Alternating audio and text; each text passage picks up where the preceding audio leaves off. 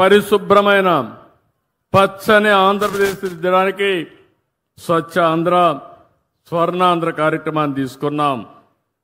పల్లెలు, పట్టణాలు, చెరువులు, రైతు బజార్లు, ప్రభుత్వ కార్యాలయాలు, పరిశ్రమలు, విద్యా సంస్థలు, హాస్పిటల్స్ అన్ని చోట్ల నేను ఒకే మాట చెప్పాను.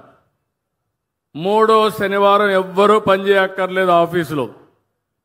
మీ ఆఫీసులో ఉండి చెత్తంతా తీసేసి దుమ్మంతా దులిపేసి నేరుగా చెట్టు దగ్గరకు కూర్చొని స్వచ్ఛమైన ఆలోచనలు చేస్తే దేశం బాగుపడుతుందని చాలా స్పష్టంగా చెప్తున్నాను.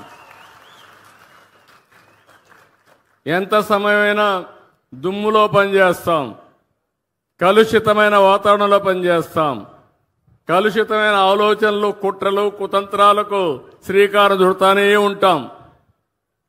కొంతమందికి ఆశకు కూడా మితం లేదు, దురాశ. అందుకే ఇవన్నీ వస్తూ ఉంటాయి.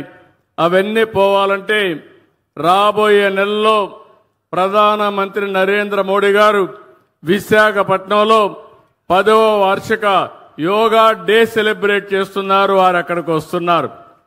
ప్రపంచం మెచ్చుకునే విధంగా ఈ యోగా డే చేపిస్తానని మీ అందరికీ హామీ ఇస్తున్నా. ఇది ఒక చరిత్ర. యోగా అనేది మన పూర్వీకులు మనకిచ్చినటువంటి వరం, ఒక వారసత్వం. ఈ విషయం మీరు గుర్తుపెట్టుకోవాల్సిన అవసరం ఉంది. ఎందుకంటే చాలా మంది పేదవాళ్ళు ఆ రోజు ఎన్నో ఇబ్బందులు వస్తున్నాయి. అదే మరి ఆరోగ్య సమస్యలు వస్తున్నాయి.